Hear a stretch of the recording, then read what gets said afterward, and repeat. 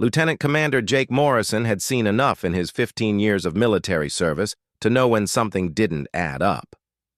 Standing in the crowded airport terminal at San Diego International, he watched the chaos unfold around him with the practiced eye of someone who had learned to read situations quickly. Flight delays, frustrated passengers, and the usual airport madness created a perfect storm of confusion. But it wasn't the delayed flights or angry travelers that caught his attention. It was the woman sitting alone near gate B12, her posture rigid, her eyes constantly scanning the crowd with a level of awareness that most civilians never possessed. She wore simple jeans and a navy blue sweater, nothing that would make her stand out in a crowd. Yet something about her made Jake's instincts flare to life. The woman appeared to be in her late 20s, with auburn hair pulled back in a practical ponytail and no makeup to speak of. She carried herself with an economy of movement that spoke of training, though she was clearly trying to blend in with the other passengers. Her luggage consisted of a single black backpack that never left her side, and her hands remained visible at all times, a habit that Jake recognized immediately. As Jake observed her from across the terminal, he noticed how she positioned herself with her back to the wall, maintaining clear sight lines to all exits. Her breathing was controlled, measured. When a child's balloon popped nearby, she didn't jump like the other passengers. Instead, her hand moved slightly toward her waist before she caught herself and forced her body to relax. The flight to Denver had been delayed for 3 hours due to a mechanical issue, leaving hundreds of passengers stranded in the terminal. Jake had been returning from a classified briefing at Naval Base Coronado, still wearing his dress blues when the delays began. Most passengers had settled in for a long wait, but this woman remained alert, professional, almost military in her bearing. What really caught Jake's attention was how she handled the increasingly aggressive advances of a drunk businessman who had been bothering female passengers throughout the terminal. The man had approached her table with the swagger of someone who had clearly had too much to drink at the airport bar. He leaned over her, invading her personal space, his voice loud enough to draw stares from nearby passengers. The woman's response was textbook perfect. She didn't engage emotionally or raise her voice. Instead, she stood slowly, creating distance while maintaining eye contact. Her stance was balanced, weight distributed evenly, ready for action if needed. When the man reached for her arm, she moved with a fluid grace that Jake immediately recognized as advanced combat training. She didn't hurt the drunk businessman, but she didn't need to. Her movement was so precise, so controlled, that the man found himself suddenly off balance and stepping backward without quite understanding how it had happened. The brief interaction lasted less than 30 seconds, but it told Jake everything he needed to know about this woman's capabilities. Airport security arrived moments later, having been called by other passengers who witnessed the harassment. As they escorted the drunk man away, Jake noticed how the woman immediately returned to her seat, her demeanor calm and professional. She showed no signs of adrenaline or stress that a typical civilian would display after such an encounter. Jake found himself moving closer, his curiosity getting the better of his usual caution. As a Navy SEAL with multiple deployments under his belt, he had developed an ability to recognize others who had received similar training. This woman moved like someone who had been through intensive military instruction, yet she appeared to be traveling as a civilian. When their eyes briefly met across the terminal, Jake saw something that made him pause. There was a depth there, a weariness that spoke of experiences beyond what most people her age should have endured. It was the look he had seen in the mirror after particularly difficult missions, the expression of someone who had been places and done things that couldn't easily be explained to those who hadn't shared similar experiences.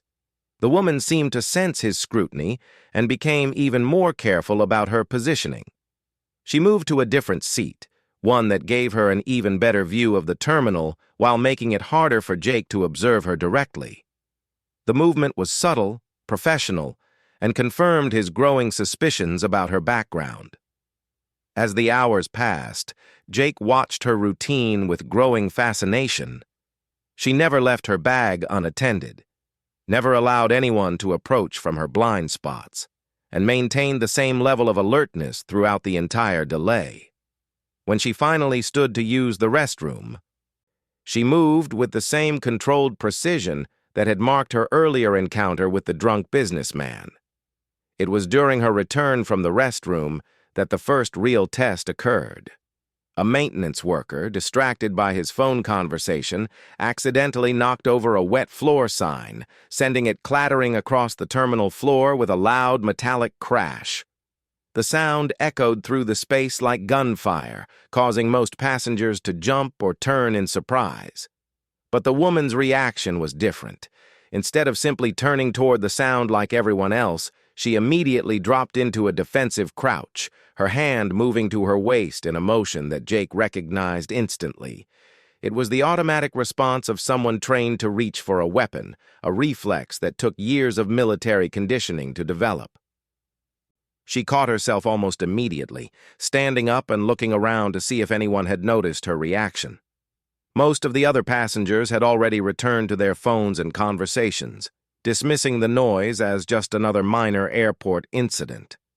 But Jake had seen everything, and what he witnessed confirmed his growing suspicions about this mysterious woman.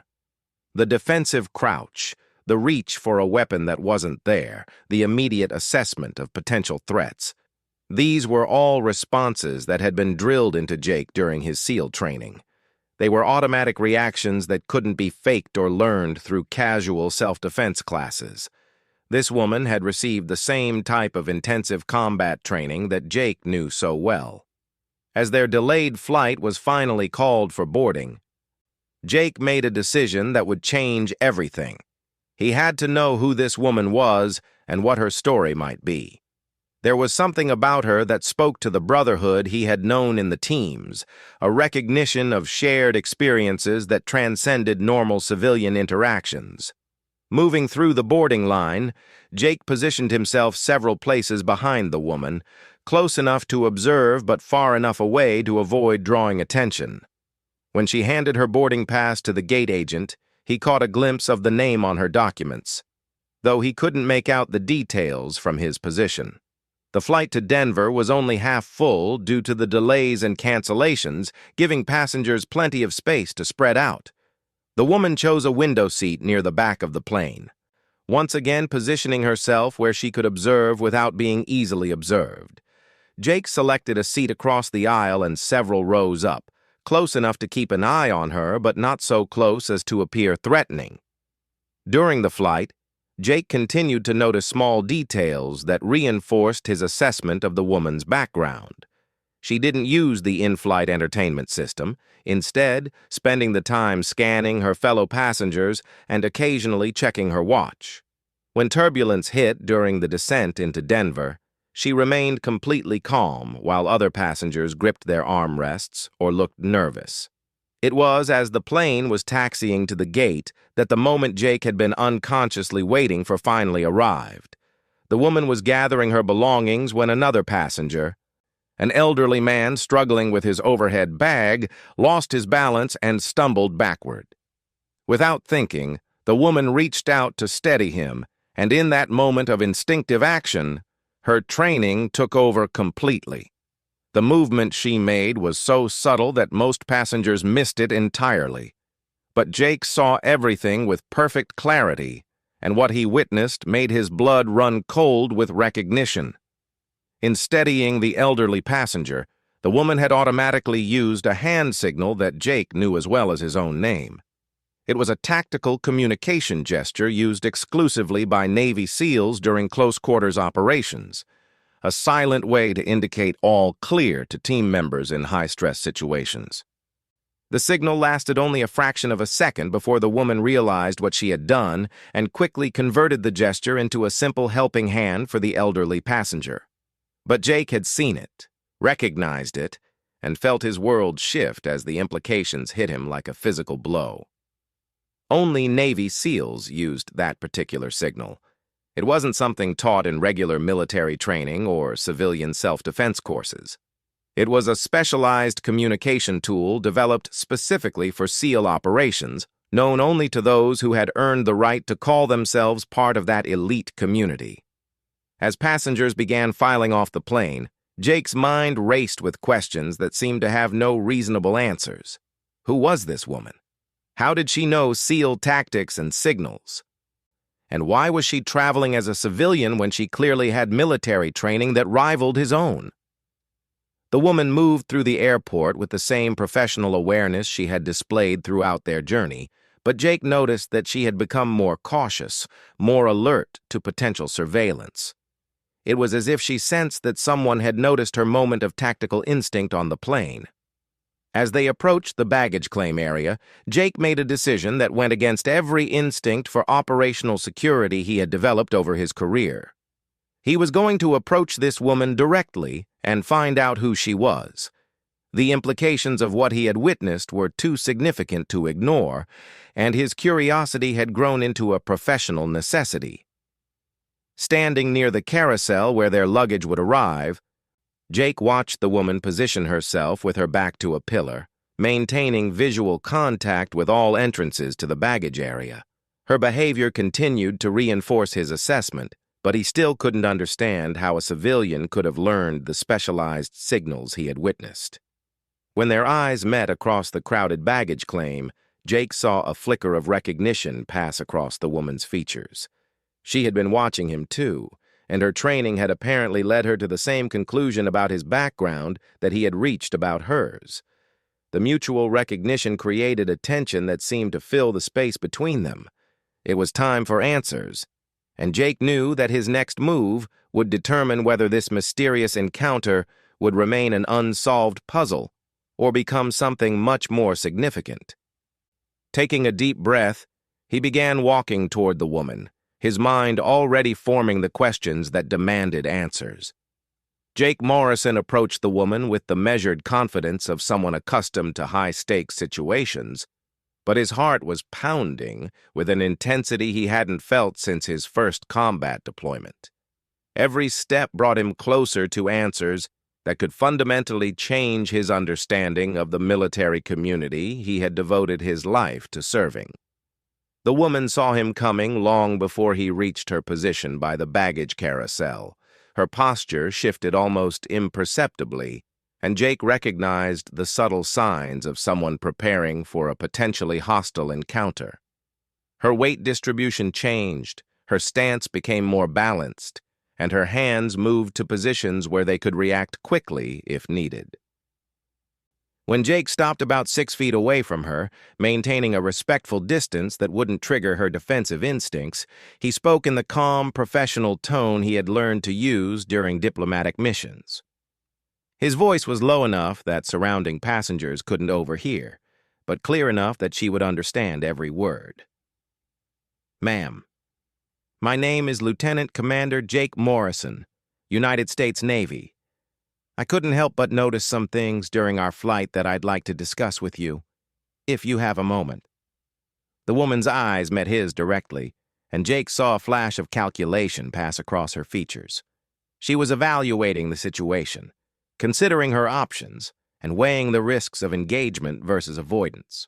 When she finally responded, her voice carried the same professional tone that Jake had used, though he could detect an underlying tension. "I'm not sure what you think you noticed, Commander, but I'm just a civilian trying to get to my destination. I don't know what kind of conversation you're looking for." Jake nodded, respecting her caution while pressing forward with his inquiry. "I understand your position, and I respect your need for discretion. But what I observed on that plane wasn't civilian behavior. The way you handled that drunk businessman at the airport, your situational awareness, your reaction to sudden sounds, these are things I recognize because I've been trained the same way." The woman's expression remained neutral, but Jake caught a slight tightening around her eyes that suggested his words were hitting their mark.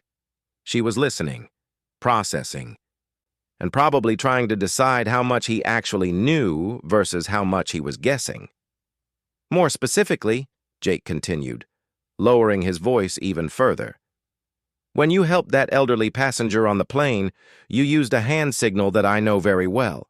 It's not something you learn in civilian self-defense classes or regular military training. It's specialized tactical communication that's taught in only one place. For the first time since their conversation began, the woman's composure cracked slightly. Jake saw her jaw tighten and her breathing pattern change, subtle signs that his observation had struck home. She glanced around the baggage area, checking exits and evaluating potential witnesses, a behavior that only reinforced Jake's growing certainty about her background. "I think you're mistaken, Commander. I have no idea what signal you're referring to. Sometimes people make gestures that might look like something they're not, especially in stressful situations." Jake appreciated her attempt at deflection, but he had come too far to back down now. His next words would either open the door to understanding or end the conversation entirely, and he chose them carefully. "The signal you used indicates all clear in close-quarters tactical situations. It's taught exclusively at Naval Special Warfare training facilities, and I know it because I've been using it for over a decade in SEAL operations.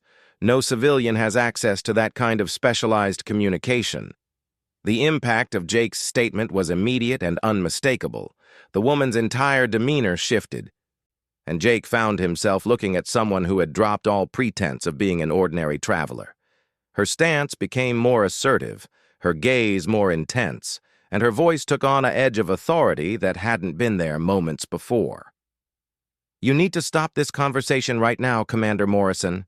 You're discussing things that are classified, and you have no idea who might be listening or what the consequences of this discussion could be." Jake felt a chill run down his spine as he realized the implications of her response. She wasn't denying knowledge of the signal anymore. Instead, she was warning him about classification levels and operational security, concerns that only someone with legitimate access to sensitive information would understand. "Who are you?" Jake asked directly, abandoning any pretense of casual conversation.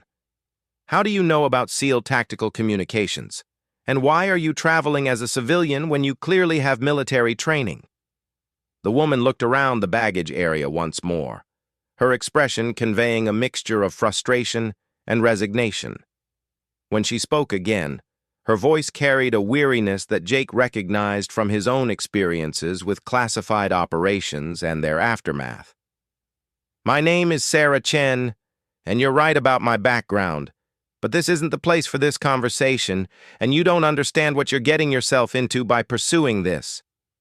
Jake felt a surge of vindication mixed with growing concern.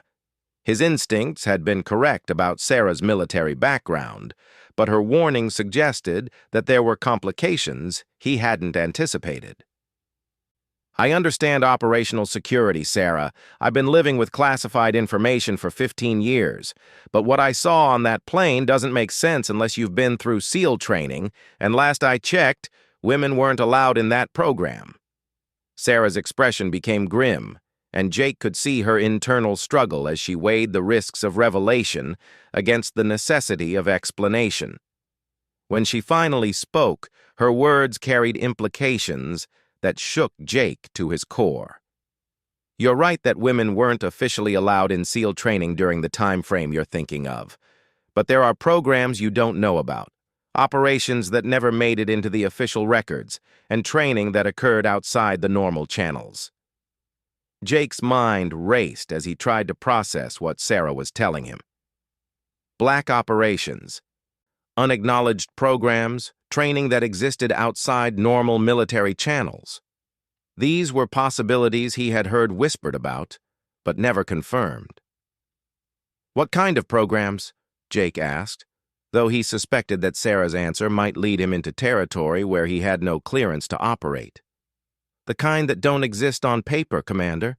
The kind that recruit people with specific skill sets and put them through training that makes regular SEAL preparation look like basic fitness instruction. The kind that require absolute secrecy because acknowledgement of their existence would compromise ongoing operations." As Sarah spoke, Jake noticed that their conversation was beginning to attract attention from airport security. 2 guards had positioned themselves at strategic points around the baggage area, and their body language suggested they were monitoring the intense discussion between Jake and Sarah. "We need to move this conversation somewhere private," Sarah said, confirming Jake's observation about the security presence. "If you really want answers, meet me at the coffee shop on the mezzanine level in 20 minutes. Come alone, and don't bring any recording devices or communication equipment." Before Jake could respond, Sarah moved away from the baggage carousel with the same fluid grace he had observed throughout their journey. She retrieved a black duffel bag that appeared to contain more than typical civilian travel gear and headed toward the airport exit without looking back. Jake stood frozen for several moments, trying to process everything he had learned. Sarah Chen was clearly not the civilian traveler she had pretended to be. Her knowledge of SEAL tactics, her warning about classified operations, and her mention of programs that didn't exist on paper painted a picture of someone involved in activities far beyond regular military service. 20 minutes later, Jake found Sarah sitting at a corner table in the airport coffee shop, positioned where she could observe all entrances while maintaining privacy for conversation. She had changed from her travel clothes into darker attire that made her even less conspicuous among the airport crowd. When Jake approached her table, Sarah gestured for him to sit across from her. Her demeanor had shifted again, becoming more professional and focused than it had been during their earlier encounter. "Before we continue this conversation, Commander Morrison, I need you to understand something very clearly. What I'm about to tell you is information that could get both of us killed if it reaches the wrong people. Are you prepared for that level of responsibility?" Jake had faced life-and-death situations countless times during his SEAL career, but Sarah's warning carried a weight that suggested dangers beyond anything he had encountered in conventional military operations.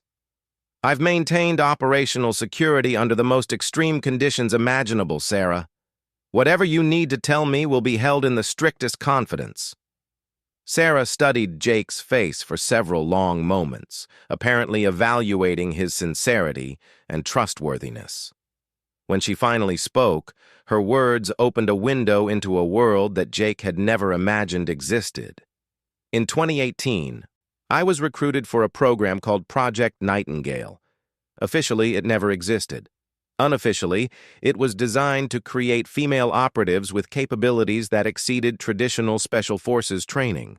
The program was run jointly by several agencies that I can't name, and it involved training that went far beyond anything the regular military provides." Jake felt his understanding of military special operations crumbling as Sarah continued her explanation. The implications of what she was describing challenged everything he thought he knew about the limits and structure of elite military training. The program recruited women with specific psychological and physical profiles, then put us through 18 months of intensive training that combined elements from every special operations program in the military.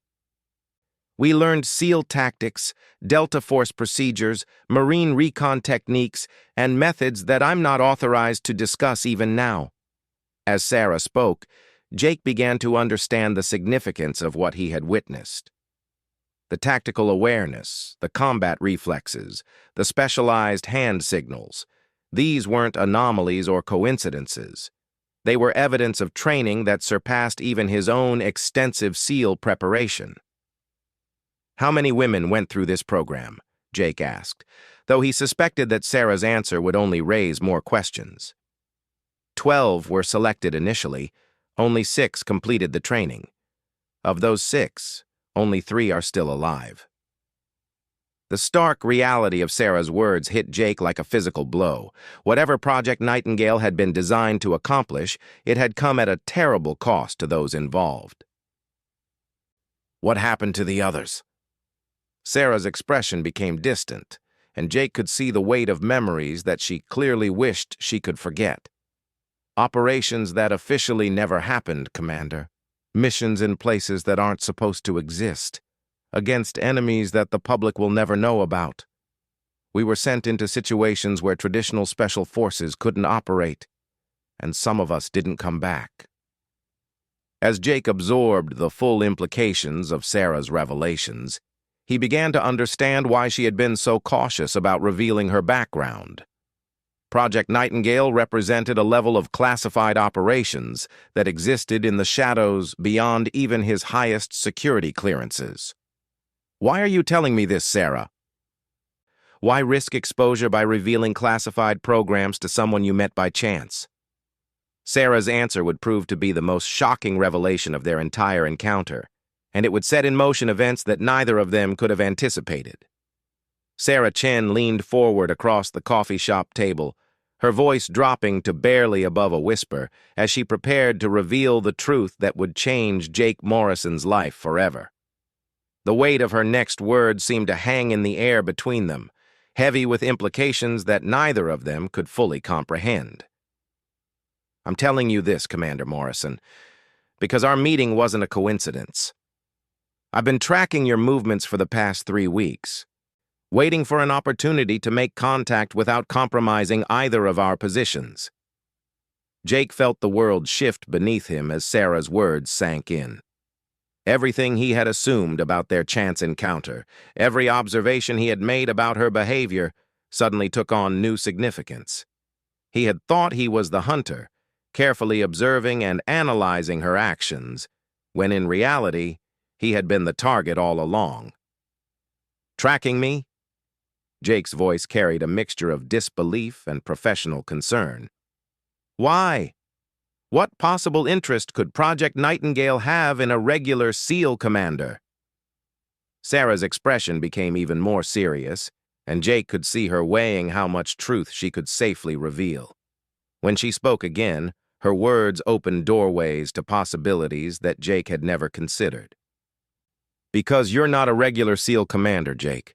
Your last 3 missions weren't standard Navy operations. They were joint ventures with agencies that operate outside normal military channels, and your performance caught the attention of people who monitor such things very carefully." Jake's mind raced backward through his recent deployments, trying to understand what Sarah was referring to. His last mission had been a classified extraction operation in Eastern Europe, coordinated with intelligence assets he had assumed were CIA. The mission before that had involved counter-terrorism work in Southeast Asia with personnel who never identified their specific agency affiliations. "Those were legitimate military operations conducted through proper command channels," Jake said, though even as he spoke the words, he began to remember details that hadn't quite made sense at the time. "Were they?" Sarah asked pointedly. "Did you ever wonder why your mission briefings came from personnel who weren't in your normal chain of command? Did you question why your after-action reports were classified at levels that exceeded your security clearance? Did it seem strange that your team members were sworn to secrecy using language that went far beyond standard operational security?" As Sarah spoke, Jake realized that she was right. There had been irregularities in those missions, details that had nagged at his subconscious, but never risen to the level of conscious concern. The briefing officers who had given him his orders hadn't been regular Navy personnel. The classification levels had indeed exceeded anything he had encountered before. And the debriefing process had involved procedures that differed significantly from standard military protocol. "What are you telling me, Sarah? That I've been conducting black operations without knowing it?" "I'm telling you that you've been evaluated, tested, and found suitable for recruitment into programs that exist beyond the normal military structure. Your recent missions were essentially extended job interviews, designed to assess your capabilities under conditions that normal SEAL operations don't provide." Jake felt a chill run through him as he began to understand the implications of Sarah's revelation. His entire career, everything he had worked for and believed about his service, was being reframed in ways that challenged his fundamental understanding of his role in the military. "Recruitment for what?" Jake asked, though he suspected that Sarah's answer would only lead him deeper into a world he wasn't sure he wanted to understand. "For the same type of work that Project Nightingale was designed to accomplish, but with better support, clearer mission parameters, and hopefully better survival rates," The program I went through was experimental, a proof of concept. What they're offering you is the refined version, built on lessons learned from our successes and failures." Sarah paused to check their surroundings, her trained eyes scanning for potential threats or surveillance. Satisfied that they remained unobserved, she continued with information that would prove to be the most significant revelation of their encounter. The program is called Operation Phantom Protocol, and it's designed to create joint male-female teams capable of conducting operations in environments where traditional special forces can't function effectively. You would be partnered with a female operative. Specifically, you would be partnered with me. The full scope of what Sarah was proposing hit Jake like a physical blow. She wasn't just revealing the existence of classified programs or explaining her unusual background. She was offering him recruitment into operations that would fundamentally change his military career and possibly his entire life. "Why me?" Jake asked, struggling to process the magnitude of what he was being offered. "There are hundreds of SEAL commanders with more experience and better operational records than mine." Sarah's expression softened slightly, and for the first time since their conversation began, Jake saw a hint of personal warmth beneath her professional demeanor. "Because your psychological profile indicates that you can adapt to unconventional operational requirements without losing your moral compass. Because your tactical skills are excellent but not so rigidly developed that you can't learn new approaches. And because your recent missions demonstrated that you can work effectively with intelligence assets whose loyalties and motivations might not align perfectly with traditional military objectives." As Jake considered Sarah's words, he began to understand that his recruitment had been much more systematic and thorough than he had initially realized. Every aspect of his recent service had apparently been evaluated as part of an assessment process that he hadn't even known was occurring. "What would this partnership involve?" Jake asked, realizing that he was moving from incredulity to genuine consideration of Sarah's proposal. "Operations that official military units can't conduct because of political constraints, legal limitations, or operational security requirements. Missions in countries where we don't officially have a presence, against targets that pose threats to national security but can't be addressed through conventional military action." Sarah paused to let Jake absorb the implications before continuing with details that painted a picture of the most challenging and dangerous work imaginable. "We would operate with minimal support, maximum autonomy, and complete deniability. If something goes wrong, if we're captured or killed, there would be no official acknowledgement of our existence or our mission. We would truly be ghosts, operating in the spaces between acknowledged military action and covert intelligence operations." Jake felt the weight of decision pressing down on him as he realized that Sarah was offering him a choice that would define the rest of his career and possibly his life.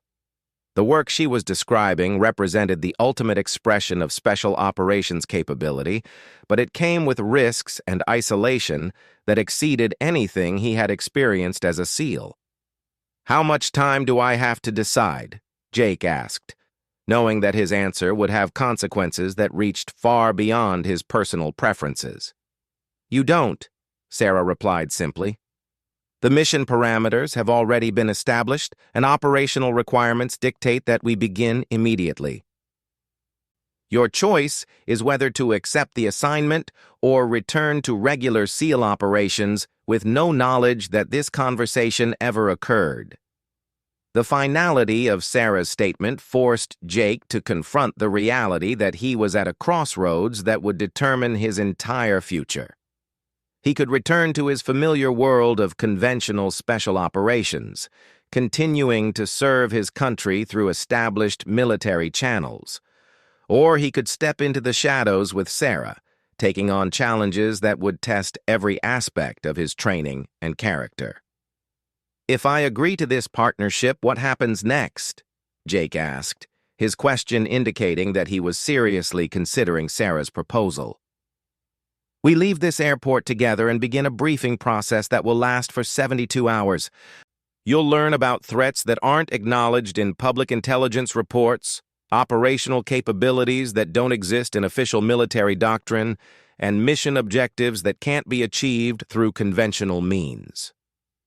Sarah's description of the briefing process convinced Jake that Operation Phantom Protocol represented a level of classified activity that dwarfed anything he had previously encountered.